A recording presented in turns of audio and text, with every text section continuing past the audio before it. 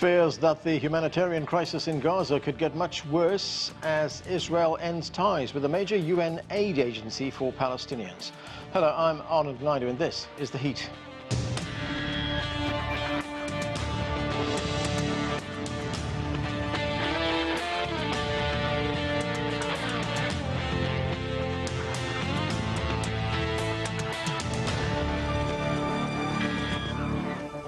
Israel has notified the United Nations that it is cutting off ties with the United Nations Relief and Works Agency for Palestinian Refugees, also known as UNRWA.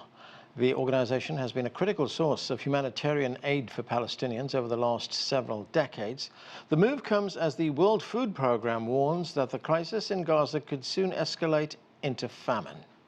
Meanwhile, tensions in the region remain high as Israel continues to attack Hezbollah in Lebanon, and there are also fears about further escalation involving Israel and Iran. Well, joining me to discuss all of this is Yossi Mekelberg. He is Senior Consulting Fellow at the MENA program at Chatham House in London. Also with us is Abdel Bari Atwan. He is Editor-in-Chief at al-Youm. With us too is Nabil Curry. He is Non-Resident Senior Fellow at the Arab Center in Washington, D.C. And also with us is Trita Parsi. He is Executive Vice President of the Quincy Institute for Responsible Statecraft. Welcome to all of you. Yossi Mekelberg, let me start with you. Good to see you. There are deepening concerns over the flow of humanitarian aid into Gaza, especially in the northern part of that besieged enclave. The Israeli parliament now has passed a law, that's the Knesset. It's passed a law to ban effectively the United Nations Relief and Works Agency, UNRWA, as I said. Why do you think Israel did this? And given the fact that UNRWA was established by a United Nations General Assembly resolution, would this not be a violation of international law? Good evening.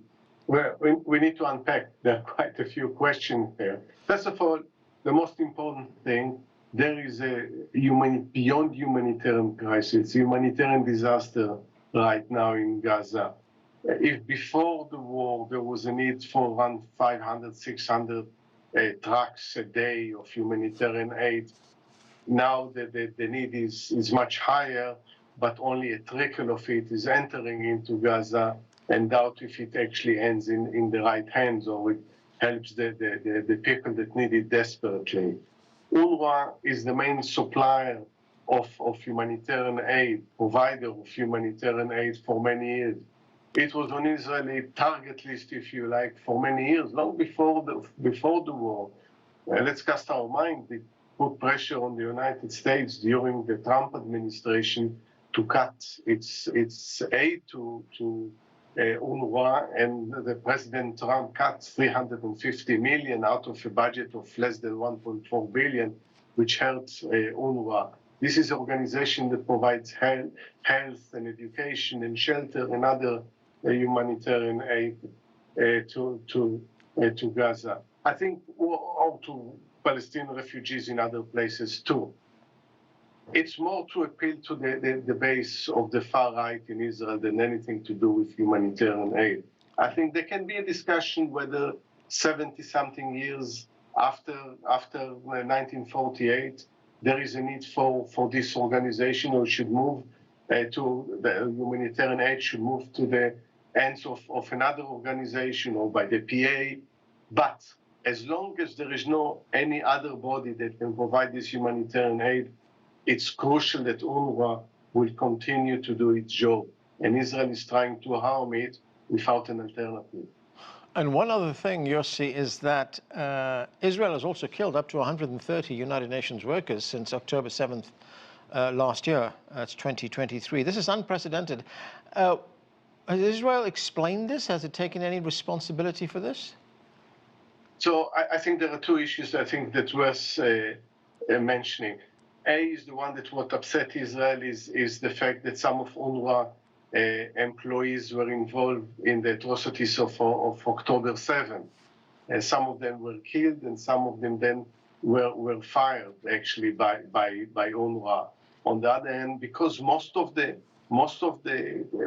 people that work for UNRWA, most of the employees are actually Palestinians, they're exposed as any other Palestinians in Gaza Yeah. to the military operations, to the war in Gaza. And unfortunately, what we say with the disproportionate use of force by Israel, UNRWA employees are victims to it too. Abdel Bari Atwan, UNRWA, as I said, was established by a United Nations General Assembly vote that was in December of 1949, and it was established to look after the social needs, the shelter needs, healthcare, education needs of the Palestinians, Palestinian refugees. You are from Gaza. You will be familiar with the work that UNRWA does. What kind of impact will this law that was passed by the Israeli Knesset have if UNRWA is banned? You know, as you mentioned, I am a refugee from Gaza. I was born in a refugee camp in Gaza, and I was treated in the, UNRWA hospitals, also educated in UNRWA school. And there are 1.5 million Palestinian refugees in Gaza, fully dependent on the aid of UNRWA. Now, the Israeli actually, they know the only hope for the Palestinian to actually survive in Gaza is the UNRWA and United Nations. And so that's why they want to actually kick out UNRWA from Gaza. We know that Israel is launching a war against United Nations. We watch the Israeli ambassador in United Nations setting fire on the United Nations Charter in front of everybody. And also Israel consider the Secretary General of United Nations as unwanted person and prevented him completely from entering Israel or Palestine. And also they call him as anti-Semitist. So this is the problem. This is the situation.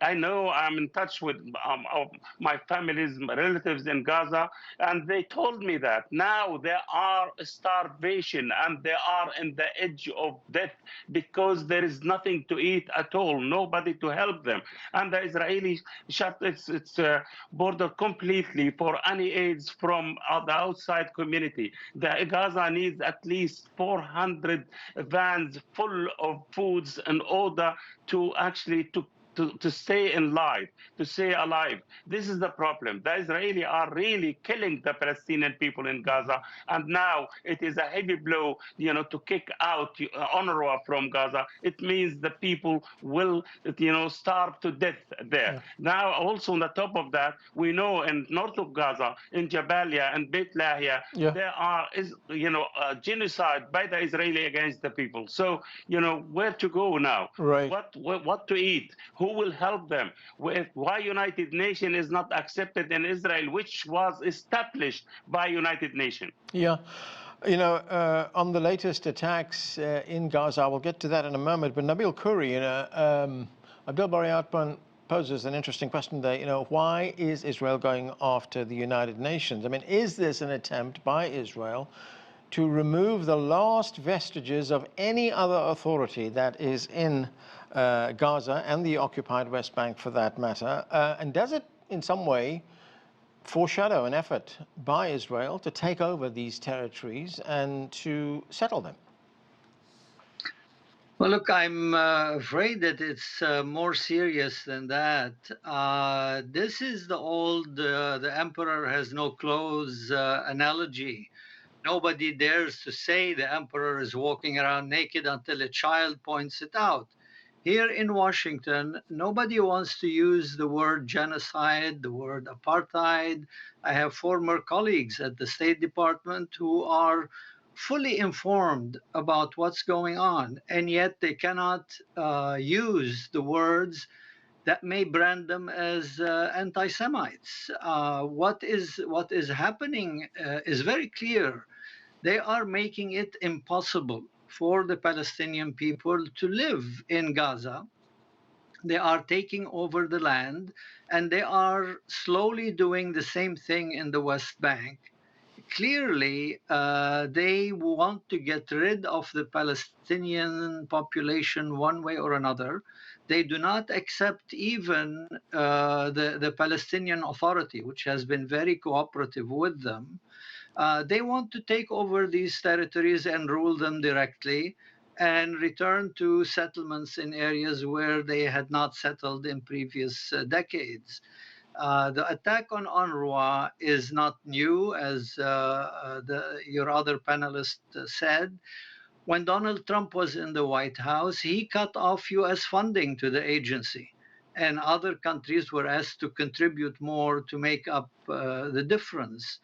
The Biden administration returned to paying its share and now voices deep concern on the fact that aid, food is hardly trickling in anymore. But deep concern doesn't mean anything when Palestinians are dying and starving, and the US, which could apply pressure on Israel, is not doing so.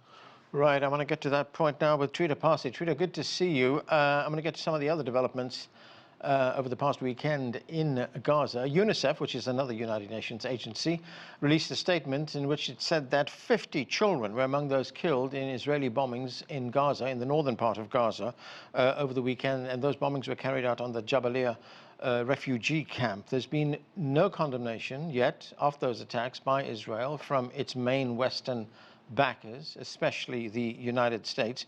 So looking at these ongoing attacks by Israel, what do you believe is Israel's goal here? Well, Israel, I think, has several different goals, and we've touched upon a few of them. I think annexation and things of that nature is certainly goals that are expressed by certain elements inside the Israeli government. Others may agree with it, but may not articulate it as explicitly. But I think another thing that is also happening is a systematic effort by the Israeli government to undermine not just international institutions and UN organs, but really hollow out international law when it comes to matters of international humanitarian law in terms of what is permitted and not permitted to do in a conflict zone. Norms that are there to protect civilians, etc., are being systematically violated by the Israelis. And I don't think it's done just because at this moment the Israelis find an opportunity to do so. I think it's aimed at creating an irreversible situation in which many of these constraints that have existed since the Second World War, or at least since the Geneva Conventions, are hollowed out or more or less deleted in order to enable the Israelis to do much more freely and not having to worry about international law, because they're not always going to be so lucky to have a government or an administration in Washington that is as deferential as the Biden administration is. Even the Bush administration put far greater constraints on the Israeli government and its military forces than what the Biden administration has done. Right, Trita, as you say, if it is Israel's intention to undermine international law in the way that it's doing, to hollow it out, as you put it, this has implications not just for this conflict, but it has implications for the whole world, doesn't it? Oh, absolutely. We would move towards a world that is much more dangerous than the one we have right now. Many of these constraints and laws are highly imperfect, but they are nevertheless something that has enabled some degree of predictability and some constraints on armies. Now, certainly powerful countries violate them at will, but plenty of countries that are not that powerful have been forced to constrain themselves as a result of these laws. If you take all of them away, we will go back to a world in which we have far less rules on how warfare can be conducted, far less consequences if anyone is violating those norms and laws, and we will end up in a much more dangerous world than we are in today.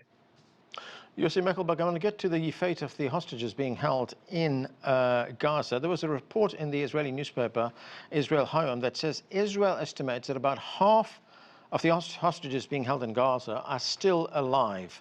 And, you know, the Prime Minister, Benjamin Netanyahu, has been under constant pressure, even more pressure right now, to seek negotiations to get those hostages released, but not much has been done. So looking at the Prime Minister's list of priorities, how high up that list is the release of the hostages? What's your sense of that? Yeah, I think there is a huge gap between what the Israeli society would like to see and what Prime Minister Netanyahu would like to do.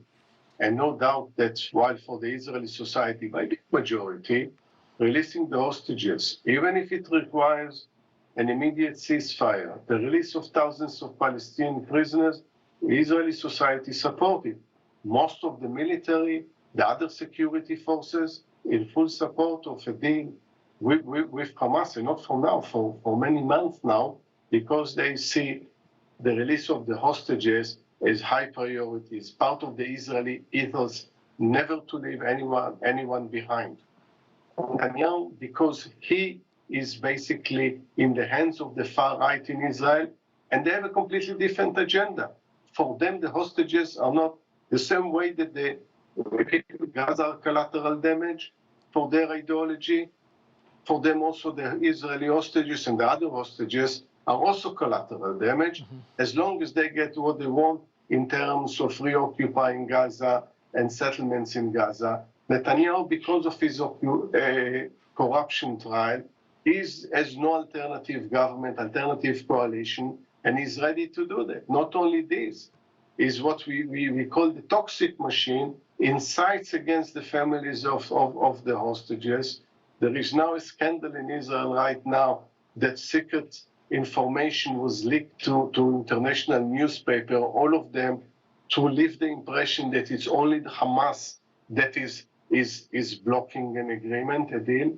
And while it's actually Netanyahu that every time that it seems to a deal to get closer or seems to be brokered by the United States, Qatar, Egypt, he introduces a new condition. So as far as Netanyahu, there is only one thing that is sacred, and it's for him to stay in power.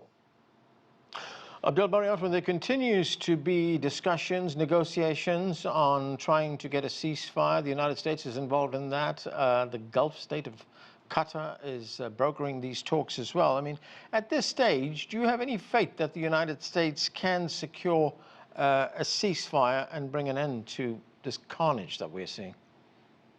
To be honest, I don't have any faith on the United States as honest broker and trying to reach some sort of ceasefire in Gaza. I believe United States actually are giving the Netanyahu the chance to continue in his actually genocide and ethnic cleansing in Gaza. You know, the United States sponsored these kind of talks for the last 13 months. So who blocked these talks, for example? Who blocked the settlement or the ceasefire agreement, which United States broker? So who? It was Benjamin Netanyahu. And today there is a huge scandal in Israel. He released a document saying that, Hamas is actually trying to smuggle the hostages to Sinai via Salah ad-Din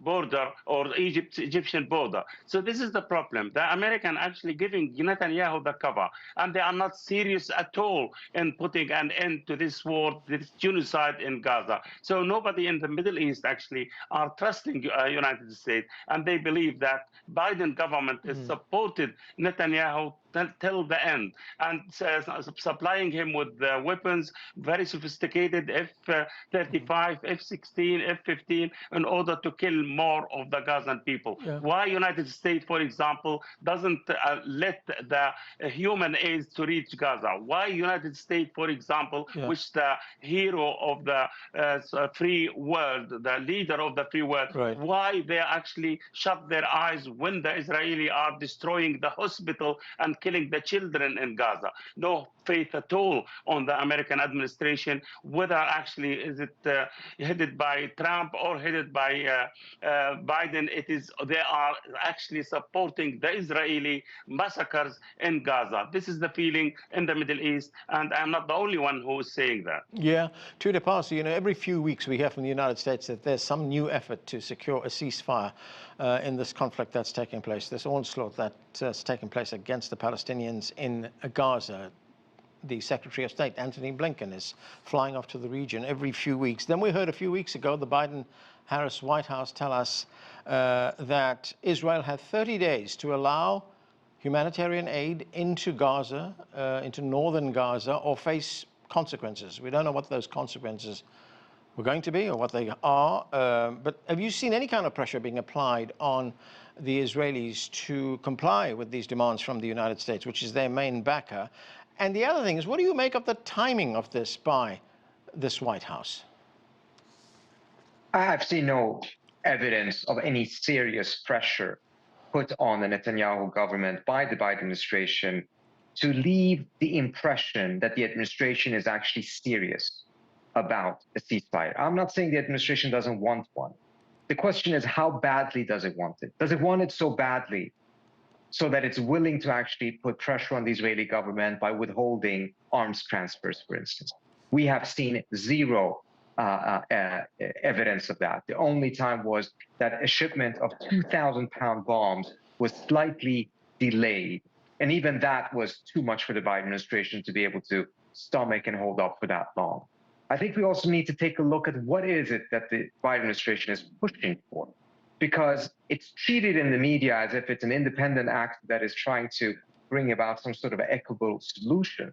But when you take a look at the proposal that it is floating for Lebanon right now, for instance, it's very clear that what they're doing is to essentially put Israeli demands into an American package, and by that try to legitimize them so that they can be easier accepted by the international community. In the case of Lebanon, they're essentially pushing for a Versailles type of a treaty in which they want Hezbollah to capitulate, even though it has not been defeated militarily. That's something that Hezbollah likely will not accept, of course, but the end result will be potentially a civil war in Lebanon, in which various Lebanese factions will turn against each other because some of them would like to see a weakening of Hezbollah, obviously. Okay. This is a very dangerous and destabilizing effort that is being done under the rubric of seeking a ceasefire in Lebanon. All right, let me get Nabil Curry's view on this. Nabeel, the death toll in Lebanon has now passed 3,000. We hear from a number of Israeli spokespeople, including some of the spokespeople in the military, that it's achieved its military goals in its conflict with Hezbollah, that it's degraded Hezbollah's capabilities. And as Trita pointed out a moment ago, the United States is now trying to broker some kind of an agreement in which Hezbollah would basically, as he pointed out, capitulate. I mean, there is talk of a ceasefire. How do you see it? I think Trita put it exactly right. The Israelis weakened Hezbollah by decimating most of their top leadership. But that wasn't enough. What they've been doing since is vindictive. They're going after, they're burning villages, crops. They're attacking cities like Tyre, historic city. There is virtually no known Hezbollah presence in Tyre. What they're doing is punishing the population. They are trying to, they know that there are portions of the Lebanese who do not wish to be dragged into a war with Israel and therefore could oppose Hezbollah. This is reminiscent of 1982, when the Israelis drove the PLO out, and then installed a president to their own liking, who did not last very long. But apparently they didn't learn from that history. They're trying to do the same thing again. Most of the people dying in Lebanon now are ordinary citizens. They are not fighters. Right. Hezbollah is still militarily intact, although it's discombobulated because its leadership has been decimated. This war will continue. Israel is on a very destructive path. And unfortunately, given that we are in an election year, I don't see the Biden administration, which sat by and even fueled the fire for 13 months. I don't see them now applying any real pressure on Israel. Right, Trita, as Nabeel said, we are in an election year. In fact, the election is tomorrow. Do you expect any change in U.S. policy after tomorrow's election, no matter whomever is elected?